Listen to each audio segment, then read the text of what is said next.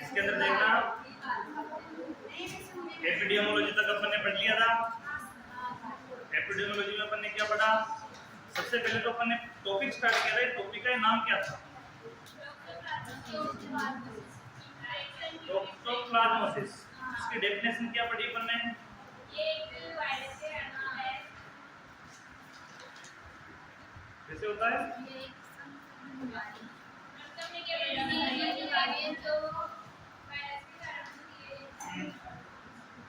Virus कौन सा?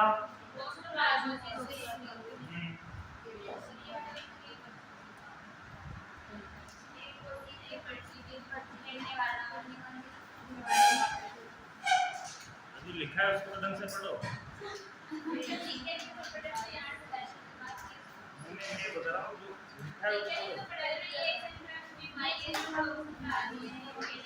बिल्कुल। ये कौन सी बीमारी है? एक कम्युनिकेबल डिजीज है। कौन सी डिजीज है? कम्युनिकेबल। किसकी वजह से होती है?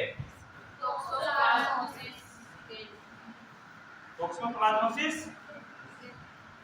गोंडी। किसकी वजह से होती है? टोक्सोप्लाज्मोसिस या टोक्सोप्लाज्मा गोंडी से। टोक्सोप्लाज्मा गोंडी नामक जीवाणु से ये होती है। जो कैसा है? जो कैसा है जीवाणु? उसकी क्वालिटी क्या है? एक कोशिकी है। क्या है उसकी क्वालिटी? एक कोशिकी है। ठीक है। इसके अलावा बात करते हैं एपिडेमियोलॉजी यानी कि महामारी विज्ञान क्या कहती है इस बीमारी की? इसमें क्या है कि विश्व में पाए जाने वाली पेरेंटल इन्फेक्शन में सबसे अधिक पाए जाने वाला संक्रमण, यानी विश्व में इस स्थिति में सबसे अधिक पाया जाने वाला ये संक्रमण। कौन सी स्थिति में? प्रेगनेंसी में। अगला देखना, इसका ट्रांसमिशन अधपकेवास। किससे होता है? अधपकेवास या बिल्ली का, संक्रमित बिल्ली का झूठा दूध पीने से ये बीमारी फैलती है। किससे फैलती है? संक्रमित बिल्ली के दूध। यानी कि अधिकतर ये बीमारी किस जीव पे ज्यादा पनपती है? बिल्ली में। किसमें ज्यादा होती है? बिल्ली में। क्योंकि बिल्ली हमेशा कच्चा मांस खाती है। बिल्ली हमेशा कैसा मांस खाती है? कच्चा मांस खाती है। बिल्ली मांस नहीं खाती। चौंकने वाली बात कैसे हुई? बिल्ली मांस का नाम लेते हैं।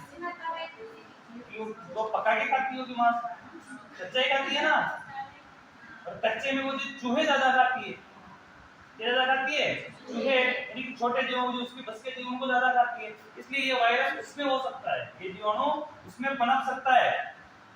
अब उसमें पनप सकता है, उसका जो झूठा दूध है उसकी लार के साथ किसमें मिलेगा? ये दूध में मिलेगा। उसके सेवन से भी ये फैलती है। दूसरे कुछ संक्रमित जीवों का जो मांस है उसको अगर कम पका के खाते हो, ऐसा नहीं कि इंसान मांस नहीं खाते, इंसान तो कुछ भी खा सकते हैं आज के टाइम पे। ठीक है, खाते हैं तो ऐसा नहीं कि हर बात सही हो। दूसरी, मांस पकाने की सबसे बड़ी गाइडलाइन है कि मांस को सबसे पहले उबालो। क्या करो? बॉईल करने के बाद उसको फिर बनाओ। क्योंकि जिस जानवर का मांस ले रहे हो आप, उस मांस में क्या हो सकता है? उस जानवर के अंदर किसी न किसी प्रकार की कोई बीमारी भी तो हो सकती है। उस बीमारी के गुण उसमें हो सकते हैं। उस बीमारी के गुण को अपन ने पढ़ा है कि एंटीसेप्टिक करने के लिए, उसको एंटीसेप्टिक देने के लिए, विसंक्रमित करने के लिए क्या करना पड़ता है? अधिक हीट में गर्म करना पड़ता है। किसी भी चीज को विसंक्रमित करना है तो मांस को विसंक्रमित करने के लिए भी उसको उबालना जरूरी है पहले, उसके बाद उसको बनाओ। आगे देखना, इसका प्रभाव फर्स्ट ट्राइमेस्टर में कितने प्रतिशत होता है? 15%। कितना? ओनली 15%। कितना? 15। आगे देखना, सेकेंड ट्राइमेस्टर में 25। कितना? 25। और थर्ड ट्राइमेस्टर में 65। आगे हेडिंग लगाओ, इसके परिणाम।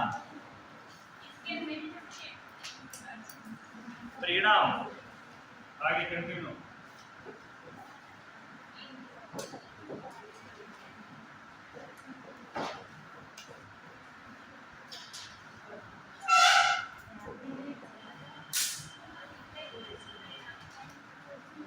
यानी इससे शरीर में क्या लक्षण, परिणाम का मतलब सीधा लक्षण में लिख सकते हो।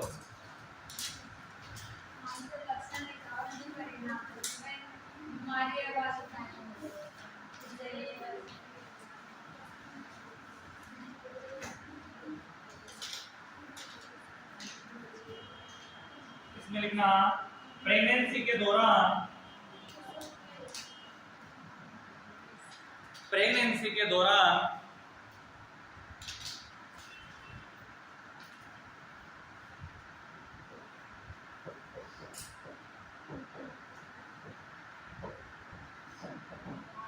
टॉक्सोप्लाज्मोसिस हो जाने पर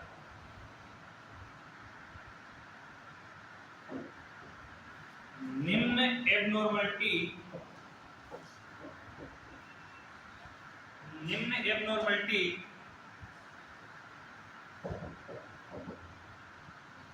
की संभावना हो सकती है, निम्न एबनॉर्मलिटी की संभावना हो सकती है।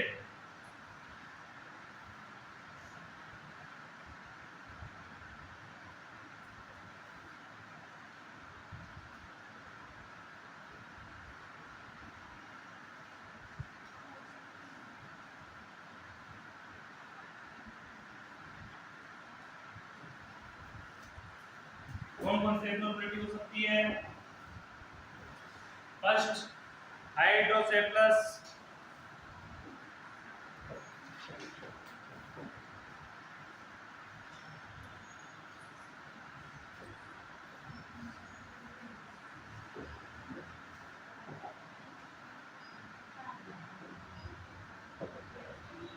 इंट्राक्रेनियल,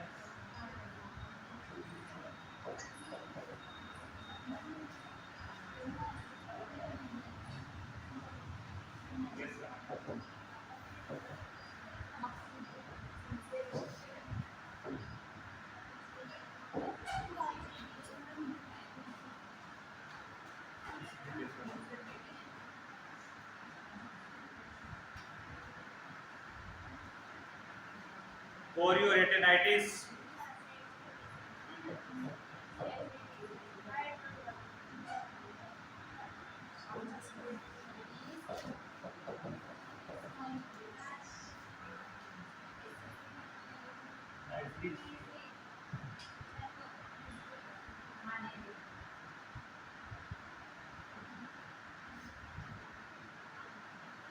ये तीनों चीजें क्या कहलाती है? Classic Ted.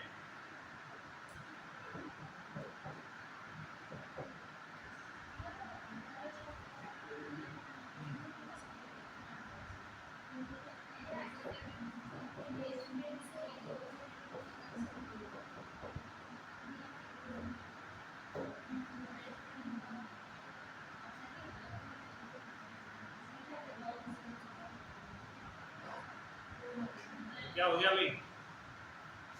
क्या डिस्कस चल रहा है?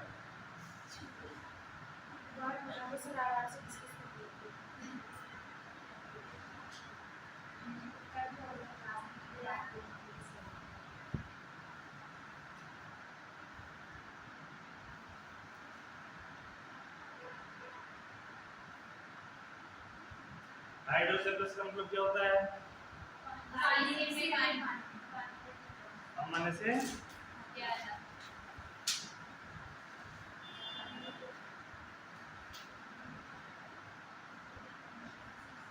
कोरियोरेटिनाइटिस, इसका अर्थ क्या होगा?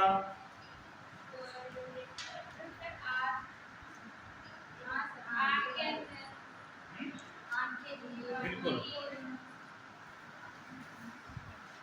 आंख का गंभीर संक्रमण। इंट्राक्रेनियल प्लसिफिकेशन,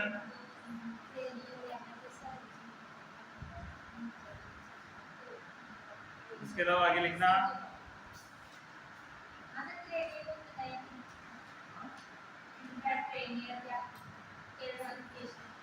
इंट्राक्रेनियल यानी कि शरीर के न्यूट्रन कैविटी के अंदर की स्थिति, क्लासिफिकेशन पूरा सिस्टम। आगे देखना इसमें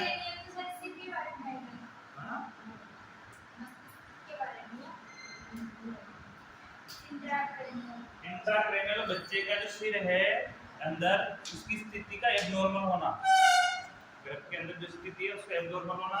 दूसरा हाइड्रोसेफेलस का मतलब होता है जल शीर्ष, यानी कि जल की अधिक मात्रा होना। इसकी वजह से आंखों में क्या होना, एक विशेष प्रकार का संकर्षण होना। तो ये सारी चीजें क्या कहलाती है, ये तीनों मिलके। अगला लिखना मेंटल, हाँ, रिटार्डेशन,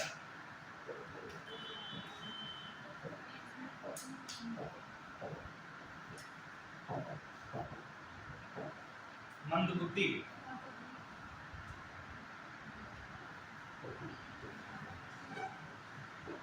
मंदबुद्धि का,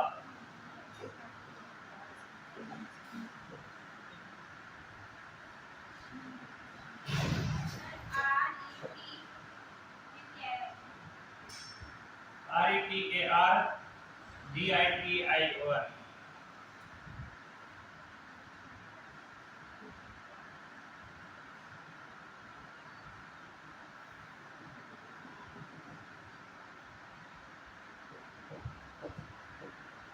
सीजर्स, दौरे,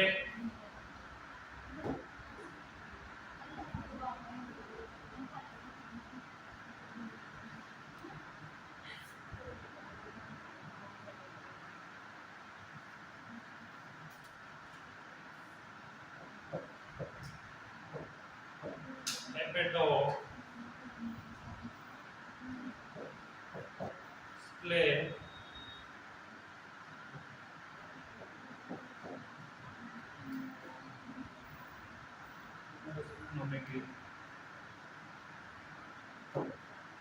हेपेटोस्प्लेनोमेगी,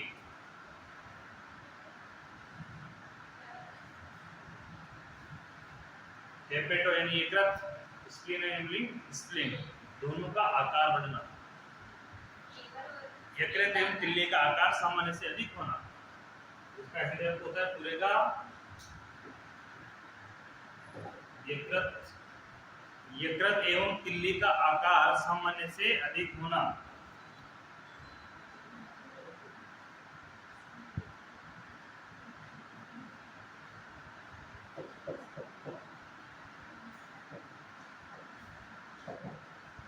न्यूरोलॉजिकल डिसऑर्डर,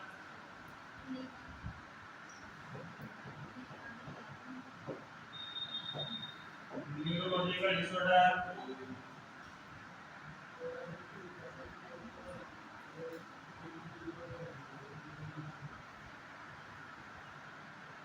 नोट बता के लिखना।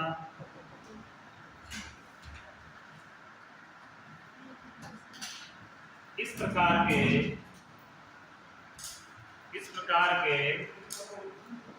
75% केसेस, इस प्रकार के 75% केसेस में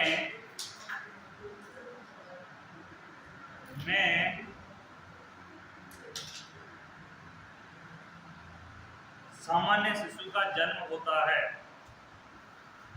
सामान्य शिशु का जन्म होता है।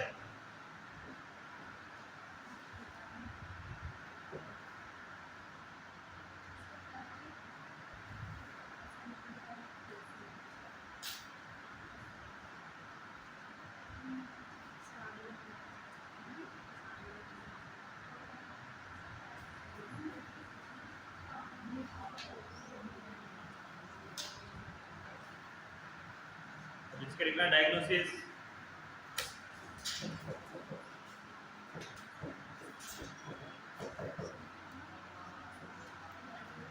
डायग्नोसिस,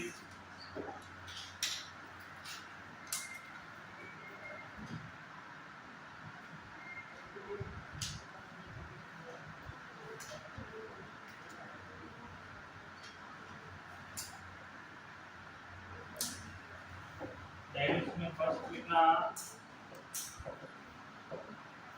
फीटल सीरम टेस्ट, इसकी शॉर्ट फॉर्म होती है FST।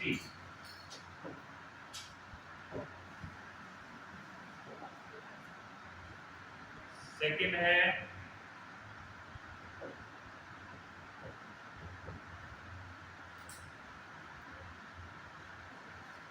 Percutaneous.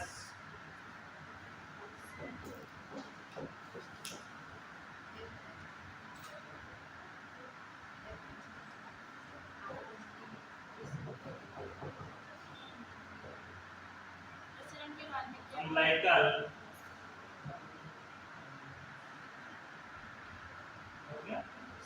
प्रसरण के बाद क्या है? Test. Umbilical cord. Simplex.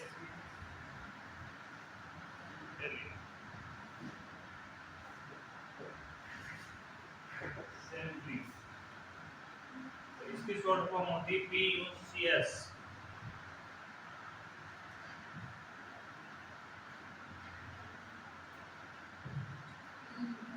CS. PUCS. Percutaneous. Use and umbilical cord. Use and umbilical cord. CC cord. ऐसे सिंपलिंग. इसका मतलब होता है त्वचा के माध्यम से अम्लाइकल कोड का सैंपल लेना.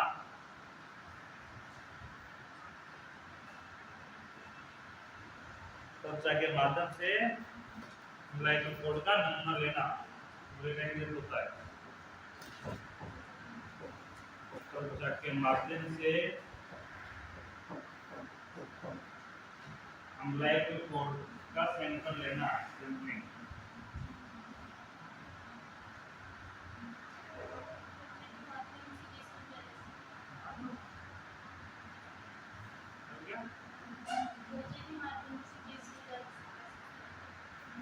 कोई प्रोसीजर बैठा होगा त्वचा के माध्यम से लेने का.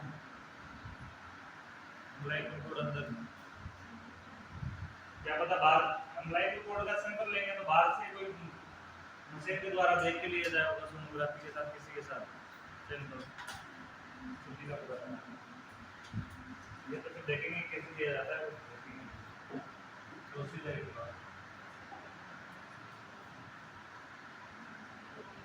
Material antibody level examination.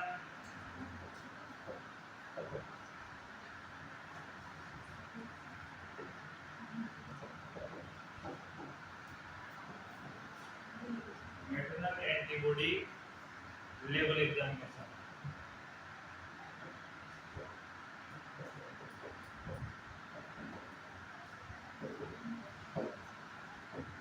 Material antibody level examination.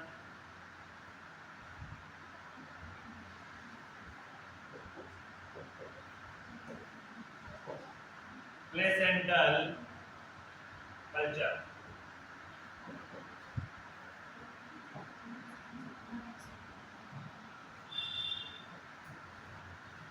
Placental culture.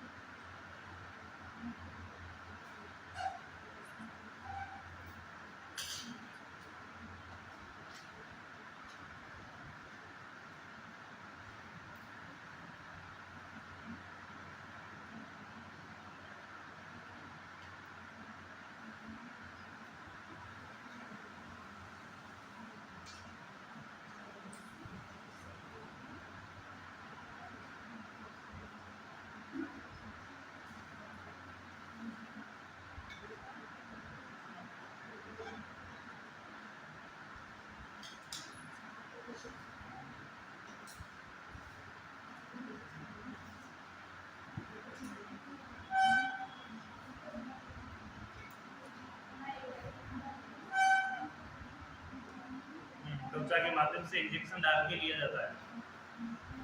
तो जो टेस्ट है गर्भ के ऊपर से, अरे बातें नहीं, PUSCS जो टेस्ट है इसमें स्किन के द्वारा जो अम्लाइक कोड का लिया जाता है, ये गर्भ के ऊपर से उसको देख के अम्लाइक कोड की स्थिति का पता लगा के ऊपर से इंजेक्शन डाल के अम्लाइक कोड का सैंपल लिया जाता है।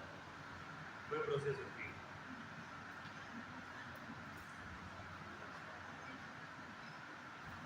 आगे देखना इसका मैनेजमेंट।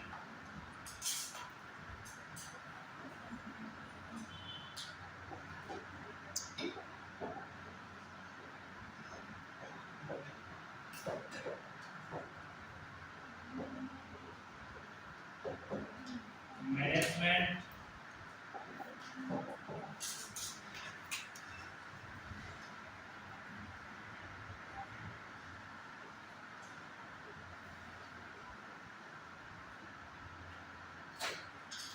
मैनेजमेंट में लिखना इसकी रोकथाम के लिए, इसकी रोकथाम के लिए, इसकी रोकथाम के लिए अधपका मांस खाने से बचना चाहिए। इसकी रोकथाम के लिए अधपका मांस खाने से बचना चाहिए।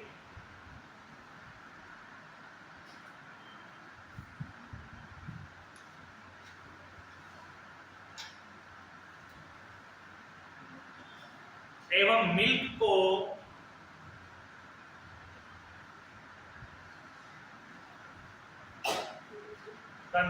को हमेशा कवर्ड रखना चाहिए। कवर्ड यानी कवर करके, बिल्कुल कवर्ड रखना चाहिए।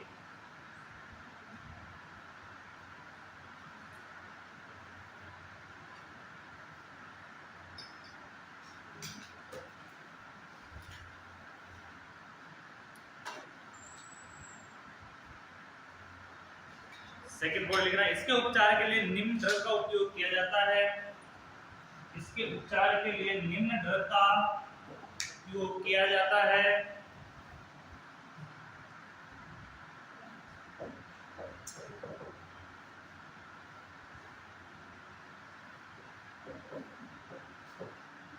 ट्रिमेथामाइन,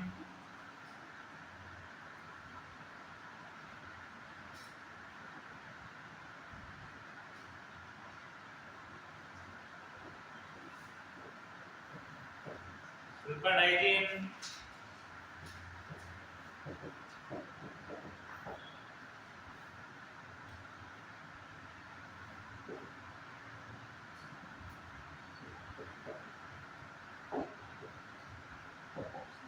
plus folic acid, line acid.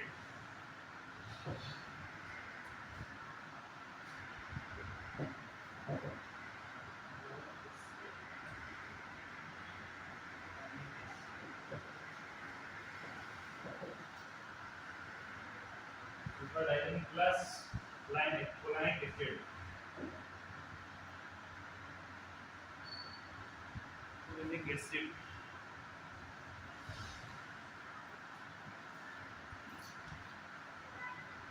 Third point लिखना,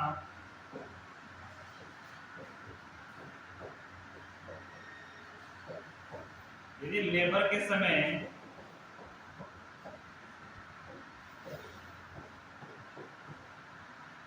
abnormalities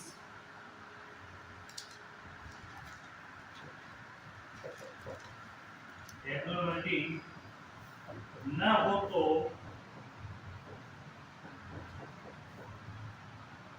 नॉर्मल लेबर ही करवाई जाती है।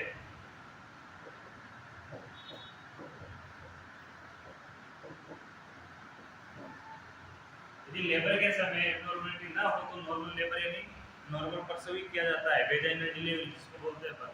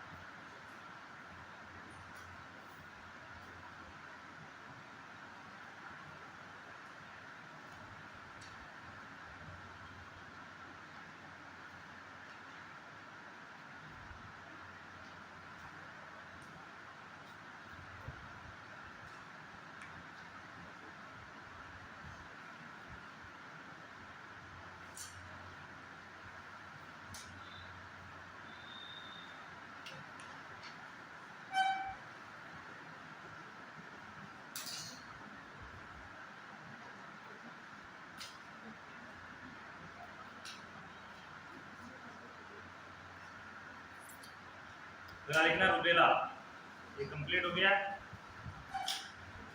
रुबेला अपन ने लगभग पहले पढ़ा हुआ है, लेकिन डिलीवरी के समय का नहीं पढ़ा है। तो डिलीवरी के समय हेडिंग लगाओ अगली रुबेला।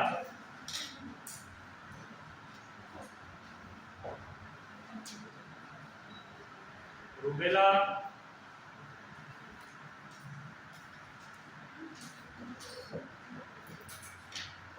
इसको क्या बोलते हैं?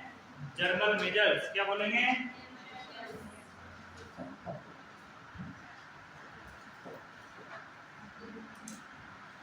German measures.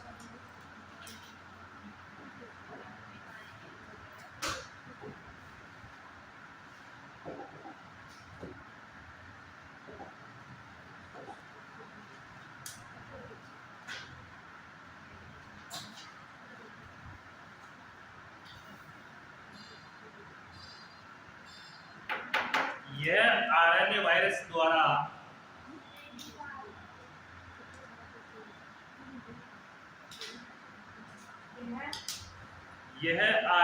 वायरस द्वारा होने वाला इन्फेक्शन है। यह आरएनए वायरस द्वारा होने वाला इन्फेक्शन है।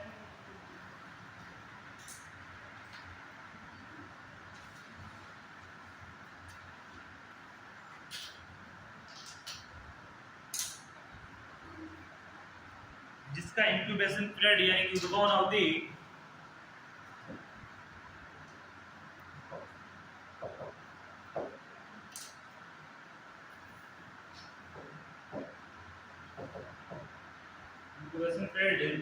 उद्भवन अवधि 14 से 21 डे की होती है।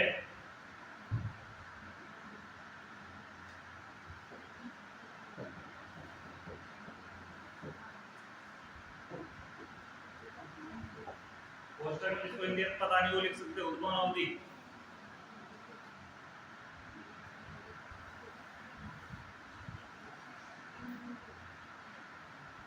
एवं इन्फेक्शन टाइम या संक्रमण काल एवं संक्रमण काल रेसेज संक्रमण काल इंपोर्टेंट है। रेसेज होने से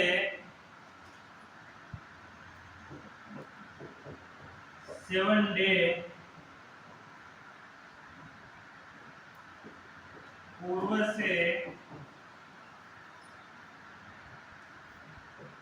5 डे बाद तक होता है।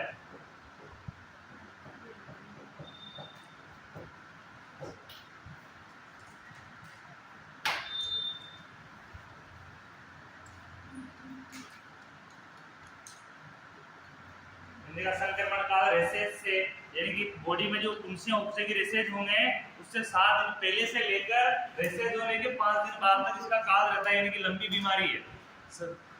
कुंसियां और रेसेज होने से 7 दिन पहले से लेकर रेसेज मिटने के 5 दिन बाद तक, जब तक रेसेज रहते हैं वो तो काउंट ही नहीं हो रहा है। जब तक कुंसियां रहेगी वो तो काउंट ही नहीं हो रहा है। जिसके बीच जहां से ये प्रकट होने लगती है तो संक्रमण यानी कि 7 दिन पहले से चल रहा है। संक्रमण कहां से चल रहा है? 7 दिन पहले से चल रहा है। इससे 7 दिन कंप्लीट हुए, रेसेज प्रकट हो गए। रेसेज कितने दिन रहते हैं इसकी कोई गारंटी नहीं है, ठीक है।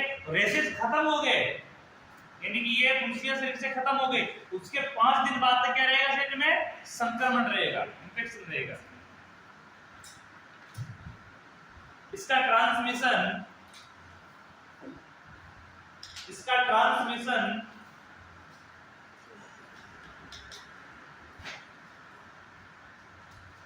एयर द्वारा होता है यानी वायु द्वारा होता है। इसका ट्रांसमिशन वायु द्वारा होता है।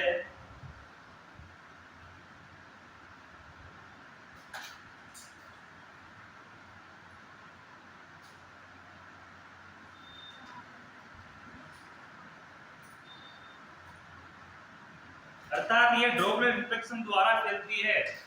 वायु में तो क्या फैलेगा, ड्रॉपलेट इन्फेक्शन ही फैलता है, अर्थात ये ड्रॉपलेट इन्फेक्शन द्वारा फैलती है। ड्रॉपलेट इन्फेक्शन क्या होता है भाई, बोलने से, छींकने से, मुंह से निकलने वाली बूंदे। और ड्रॉपलेट इन्फेक्शन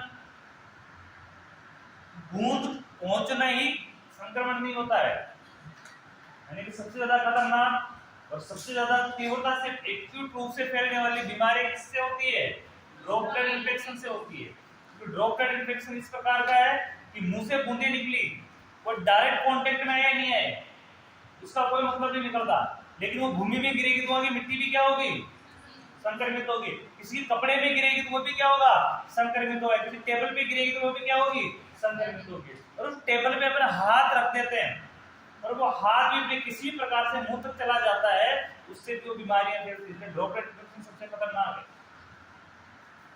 यानी कि बोलने से तो फैल ही रहा है, वो तो कौन सा हो गया, डायरेक्ट, लेकिन इनडायरेक्ट रूप से भी फैलता है, इसका पता ही नहीं होता। जैसे इस टेबल संक्रमित था तो किसी टेबल को छुआ, अब यार छू के चला गया, तो आप लोग आगे बैठे हो तो आप लोगों को तो पता है कि कौन छू के गया है, उसके हाथ संक्रमित थे नहीं थे, अब आप उसको छुओगे, अब वो संक्रमण आपको लग गया तो कौन सा कहलाएगा, इनडायरेक्ट। कैसे, क्योंकि वो माध्यम से जा रहा है, उस संक्रमण का स्रोत क्या है आपको पता नहीं है, लेकिन किसी के माध्यम से आपसे पहुंच रहा है तो कौन सा हो गया, इनडायरेक्ट। डायरेक्ट का मतलब जिस संक्रमण के स्रोत का आपको पता है, आप डायरेक्ट कांटेक्ट में, वो कौन सा कहलाएगा, डायरेक्ट। डायरेक्ट इनडायरेक्ट हो गया। आगे देखना, वो इसके साइन सिम्टम या परिणाम, इस बीमारी की वजह से बॉडी में क्या परिणाम होते हैं।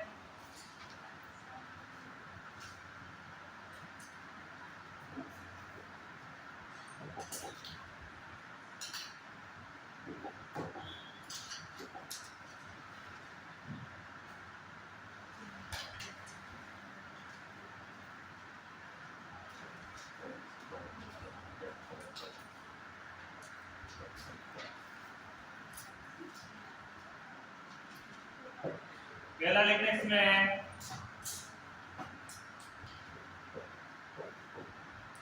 स्पॉन्टेनियस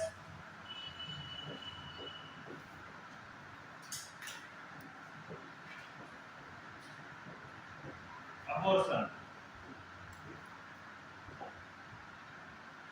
सेकेंड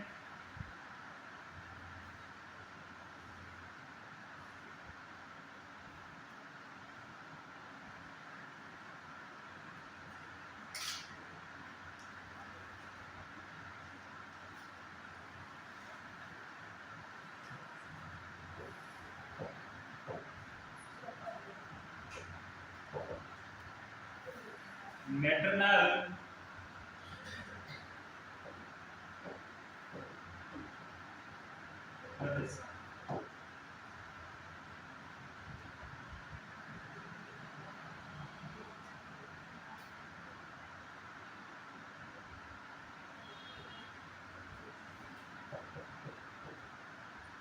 congenital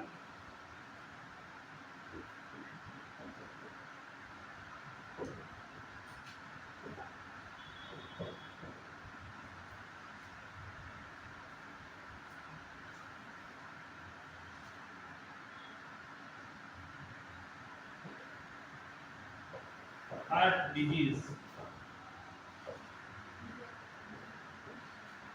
जन्मजात हृदय की बीमारी।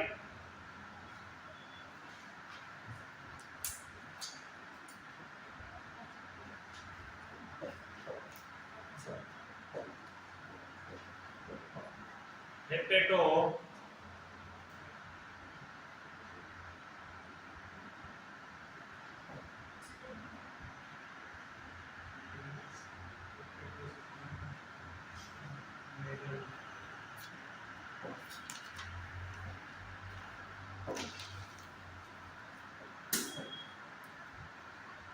हेपेटोस्प्लेनोमेगाली,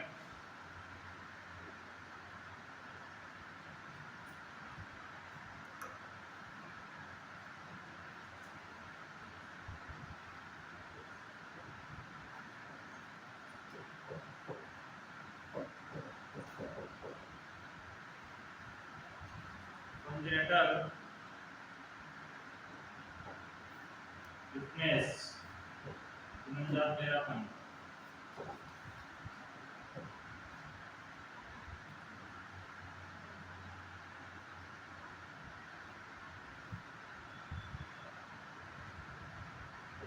IUGR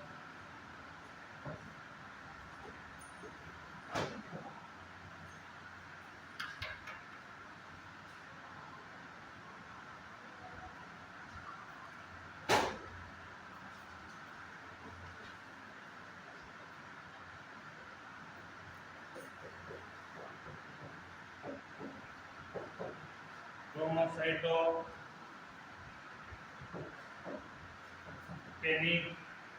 क्रोमोसाइटोपेनिक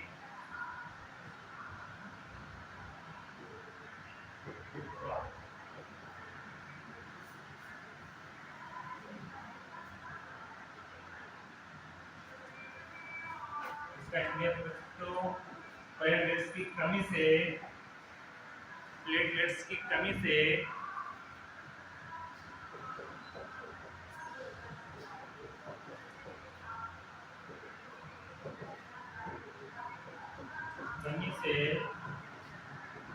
स्किन पर रैशेज होना प्लेटलेट्स की कमी से स्किन पर रैशेज होना रेटिनोपैथी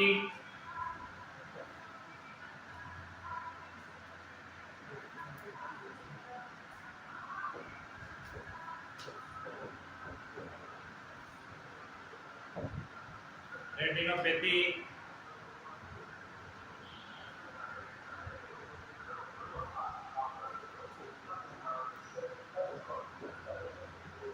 नाइन्थ नंबर पे है माइक्रोसेफेली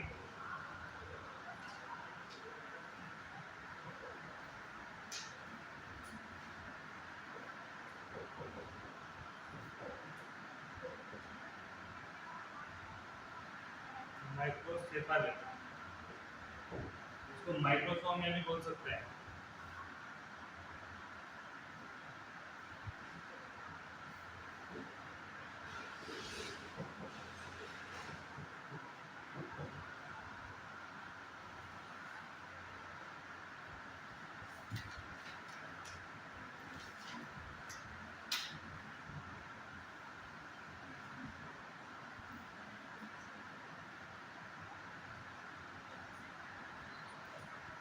इसके डायग्नोसिस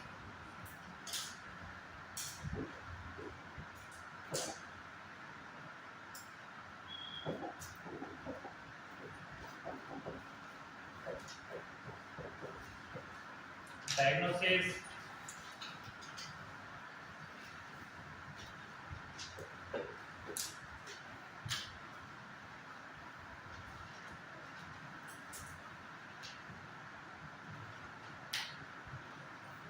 इसकी उपस्थिति की जांच के लिए डायग्नोसिस में लिखना इसकी उपस्थिति की जांच के लिए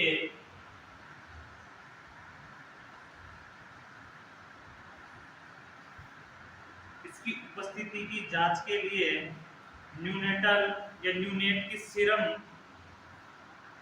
न्यूनेट सीरम टेस्ट किया जाता है न्यूनेट सीरम टेस्ट किया जाता है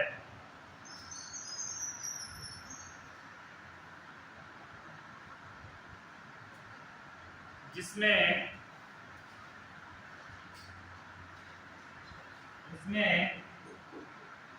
IgM एवं IgG की उपस्थिति चेक की जाती है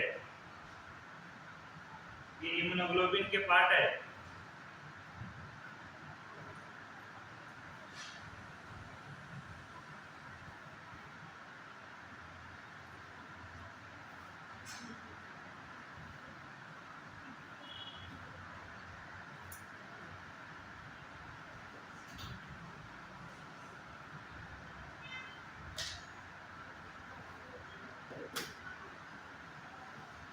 इसका मैनेजमेंट बहुत अच्छा है इन बीमारियों का मैनेजमेंट को बता सकते हैं, तो नहीं ऑटोमेटिक मैनेजमेंट समझ जाएगा।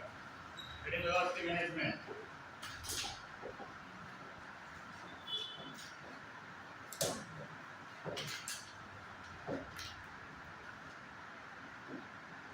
मैनेजमेंट मैनेजमेंट में लिखना रूबेला का कोई विशेष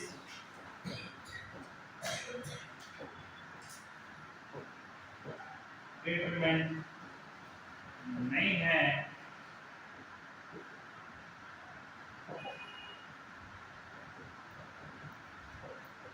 लेकिन इन्फेक्शन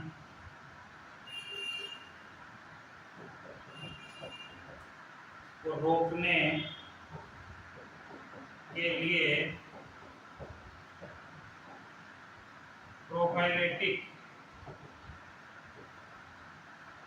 एंटीबायोटिक प्रोवाइड की जाती है।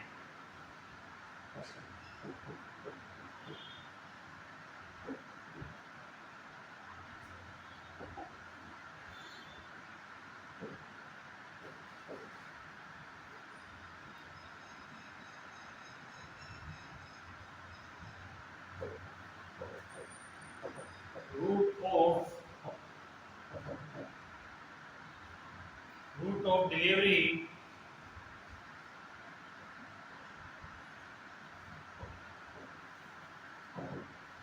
वेजाइना की होती है। इस बीमारी में कौन से रूट से होता है कि नॉर्मल डिलीवरी हो जाती है, एब्नॉर्मलिटी नहीं हो। इस बीमारी से कोई विशेष फर्क नहीं पड़ता, इसमें कि कौन सी डिलीवरी हो जाती है, वेजाइना से हो जाती है।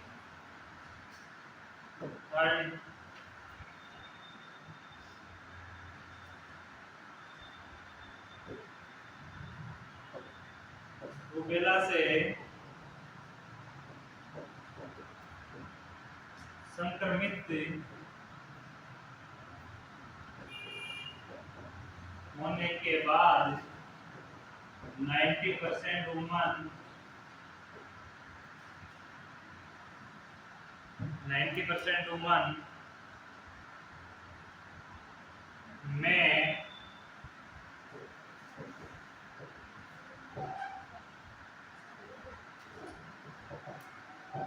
लाइफ लॉन्ग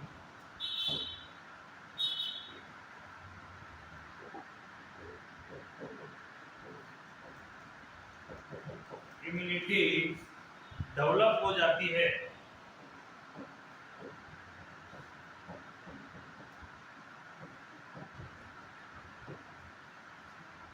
जिससे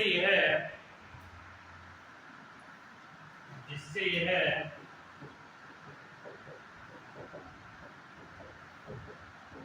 वापस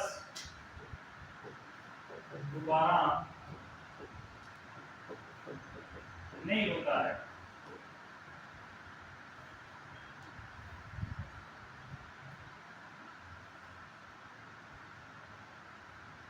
ठीक है, तो आपको 5 मिनट का ब्रेक, उसके बाद अगला पॉइंट स्टार्ट करेंगे।